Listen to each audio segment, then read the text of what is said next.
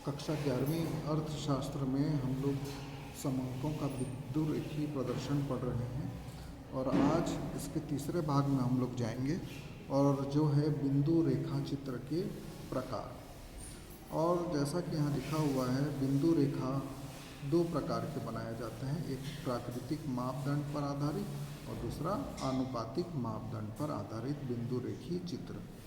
प्राकृतिक मापदंड पहले देखेंगे। इसमें भी दो प्रकार के होते हैं, एक तो कालमाला चित्र और दूसरा है आवृत्ति वितरण चित्र। कालमाला चित्र किसको बोलते हैं? जब समय की अवधि के आधार पर मूल्यों की श्रेणी को कालमाला चित्र कहा जाता है, अर्थात समय की अवधि पर बांटा जाता है। इसमें समय स्वतंत्र चर होता है, इसे एक्स अक्ष पर रखते हैं और इसको वर्ष माह दिन के रूप में दिखाया जाता है। तो और इसके ऊपर जो आश्रित चर होते हैं उसको y अक्ष पर दिखाया जाता है। और ये जो प्राकृतिक मापदंड पर आधारित कालमाला चित्र भी दो प्रकार की होती है, एक है निरपेक्ष कालिक चित्र और दूसरा निर्देशांक कालिक चित्र। निरपेक्ष कालिक चित्र बोलते हैं जब कालिक चित्रों के लिए बिंदु रेखीय पत्र पर मौलिक समंकों को ही प्रांकित किया जाता है, तब इसको निरपेक्ष कालिक चित्र बोलते हैं। और निर्देशांक कालिक चित्र तब बोलते हैं जब वास्तविक या मौलिक समंकों के स्थान पर उनके निर्देशांकों को बिंदु रेखीय पत्र पर अंकित किया जाता है, तब इसे निर्देशांक कालिक चित्र बोलते हैं। अब कालमाला चित्र के भी कई प्रकार होते हैं, करीब 5 प्रकार होते हैं। क्षैतिज रेखा ग्राफ, पट्टीदार वक्र, सिलोट चित्र, विस्तार बिंदु रेख, जेड वक्र।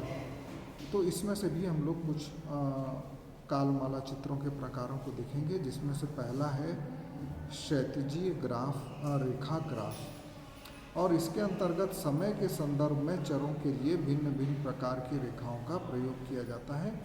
तो सबसे पहले हम लोग देखेंगे एक चर के बिंदु रेख, जिसमें एक चर होता है। एक चर को दिखाने के लिए समय को हमेशा याद रखिए, कालमाला चित्र में समय को x अक्ष पर दिखाया जाता है और इस पर आश्रित जो विभिन्न मूल्य हैं उसको y अक्ष पर दिखाया जाता है। उदाहरण से और स्पष्ट हो जाएगा, इसको आप लोग अपनी ग्राफ कॉपी में भी बनाएंगे। निम्न सारणी में विभिन्न जनगणना वर्षों की जनसंख्या दी हुई है, उपयुक्त बिंदु रेख चित्र द्वारा इसे प्रदर्शित कीजिए। तो यहाँ पर भारत की जनसंख्या का है, 1921 में 25 करोड़ थी, 31 में लगभग 27 करोड़, 41 में 31 करोड़। इसको हम लोग कैसे दिखाएंगे? तो जैसे ये वर्ष है, ये समय है और इस पर आश्रित जो है वो जनसंख्या है। तो हम लोग पढ़ चुके हैं, समय को हम लोग x अक्ष पर दिखाएंगे। जितने भी वर्ष हैं उसको 1 सेंटीमीटर बराबर 10 वर्ष मानकर x अक्ष में दिखाएंगे। और y अक्ष में जो जनसंख्या है उसको हम लोग दिखाएंगे। चूँकि यहाँ पर 25, 27, 31 है, तो हम लोग 1 सेंटीमीटर बराबर 10 करोड़ मानेंगे। इसको मानना पड़ता है अपनी सुविधा के अनुसार से। ये 0, 10, 20, 30, 40, 50, 60, 70 करोड़। तो उसके बाद देखिए 1921 में आइए, 25.13, 25.13 कहाँ आएगा? ये 20 है, तो यहाँ बीच में 25 आएगा। उसके सामने में मिला के ये बिंदु को हम लोग डाल देंगे, इसके ऊपर और इसके सामने।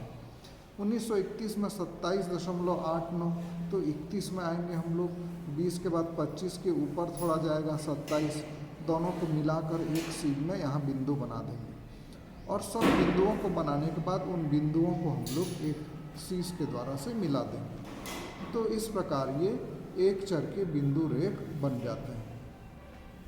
ठीक इसी प्रकार से दो या अधिक चरों के बिंदु रेख भी मिलते हैं। इसमें पिछले सवाल में हमको एक चर मिला हुआ था, जनसंख्या। यहाँ पर हमको दो चीज़ मिला है, समय तो एक ही है, वर्ष, चावल और गेहूँ। तो चावल और गेहूं दोनों को हम लोग ठीक वैसे ही दिखाएंगे। 1981 में कितना उत्पादन हुआ और गेहूं का कितना हुआ, चावल का और गेहूं का। तो गेहूं के लिए हम लोग सीधी लकीर का उपयोग करेंगे और चावल के लिए डैश डैश डैश कर देंगे। तो इससे हमारा संकेतांक मिल जाएगा।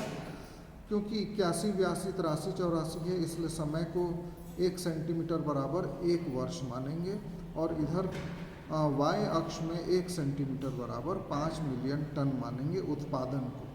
तो इस प्रकार कर सकते हैं। इसके बाद एक और चीज़ आता है कृत्रिम आधार रेख। ये आप लोग पढ़ चुके हैं पिछले वीडियो में।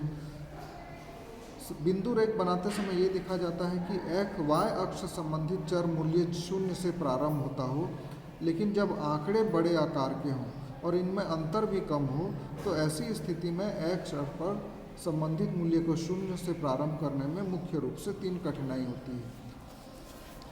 क्या कठिनाई होती है? बिंदु रेख आधार रेखा से बहुत ऊंचा बनेगा। आधार रेखा और वक्र के बीच का स्थान खराब हो जाएगा, बेकार हो जाएगा। मूल्यों में अंतर कम होने के कारण सभी बिंदु मुख्यतः एक ही क्षेत्र में केंद्रित होंगे और पैमाने का आधार बड़ा होने से प्रायः बिंदु एक स्थान पर केंद्रित हो जाएंगे। तो इन कठिनाइयों को दूर करने के लिए कृत्रिम आधार रेखा का निर्माण किया जाता है। जैसे देखिए यहाँ पर इस उदाहरण में 0 से हमारा पहला चालू हो रहा है 60।